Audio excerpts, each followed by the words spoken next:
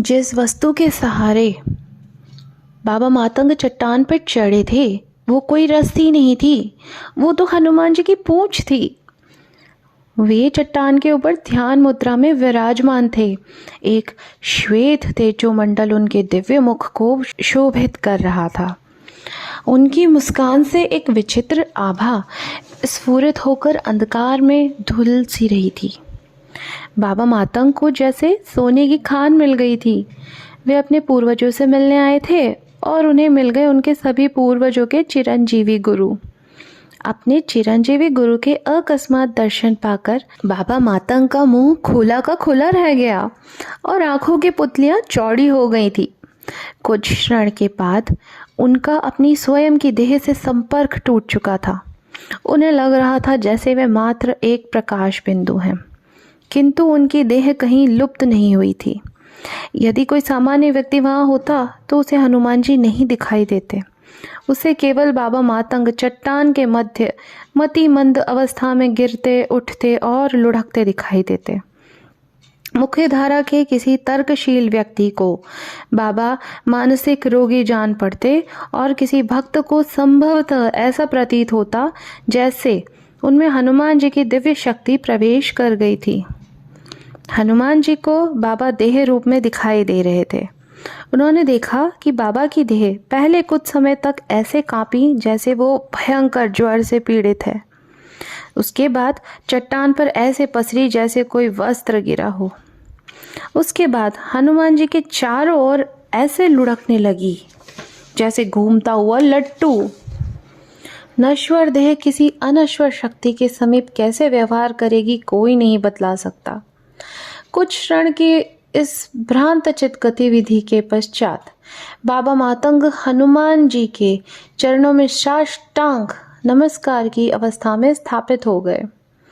रात्रि के सन्नाटे में चट्टान पर गिर रही उनकी आंसुओं की बूंदों की ध्वनि स्पष्ट सुनाई दे रही थी। उठो बाबा, हनुमान जी का स्नेहिल आदेश हुआ। स्नेह जताते हुए हनुमान जी स्वयं नीचे झुके और बाबा के कंधों को स्पर्श करके उन्हें उठाया। बाबा न केवल शारीरिक रूप से खड़े हुए अपितु मानसिक रूप से भी वे अपनी देह में लौट आए। देखा कि सुचेता, विचेता और चिता भी उनके पार्श्व में खड़े हैं तो उन्हें चट्टान पर आने का उद्देश्य स्मरण हो आया।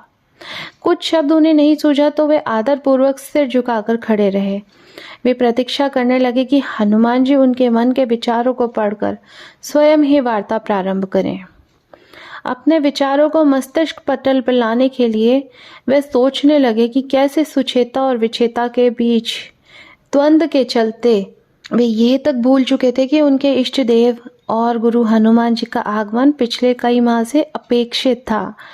हनुमान जी को उन्होंने पिछली बार 4 दशक पहले देखा था जब वे 41 वर्ष बाद पुनः आने के वचन के साथ विदा हुए थे। वह कोई सामान्य वचन नहीं था, वह चिरंजीवी हनुमान का चिरकालिक वचन था जिसे वे सदियों से पूरा करते आ रहे थे।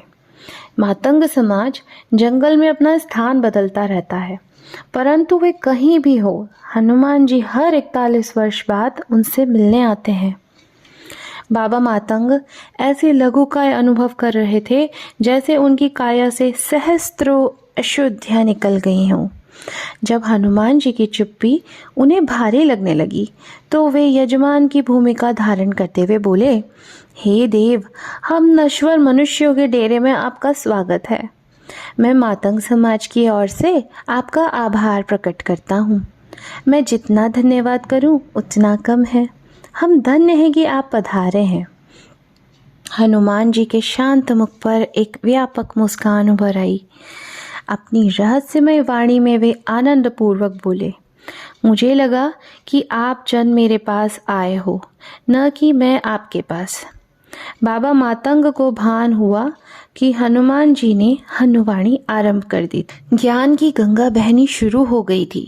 सच ही तो था, 41 वर्ष की साधना करते हुए मातंगों ने स्वयं को इस योग्य बनाया था कि वे हनुमान जी से मिल सकें।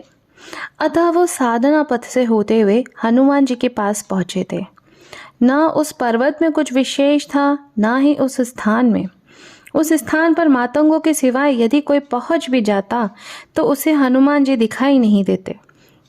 उनके दर्शन के लिए साधना का पथ पार करना आवश्यक था, न कि कोई पर्वत पथ। सत्य है देव, आध्यात्मिक दृष्टिकोण से हम आपके पास आए हैं और आज भौतिक रूप से भी हम ही इस पहाड़ी को चढ़कर आपके पास आए हैं चित्ता की समस्या का उपाय ढूंढने। चित्ता तो आनंद में है, उसे क्या समस्या हो सकती है? हनुमान जी चित्ता की ओर देखते हुए बोले। चित्ता अपनी माता विचेता के आंचल में आनंद में है देव। सुचेता उसकी वास्तविक माता है, विचेता नहीं। बाबा बोले, किसी और का तो पता नहीं, बाबा अवश्य आनंद में थे। दशकों बाद ये पहली बार था कि वह किसी संकट को सुलझाने के भार से मुक्त थे। स्वयं संकट मोचन जो वहाँ उपस्थित थे। हनुमान जी बोले, बाबा हम इस बात का निर्णय कैसे कर सकते हैं कि चित्ता की माता कौन है? जिससे चित्ता को आसक्ति है वही उसकी माता है।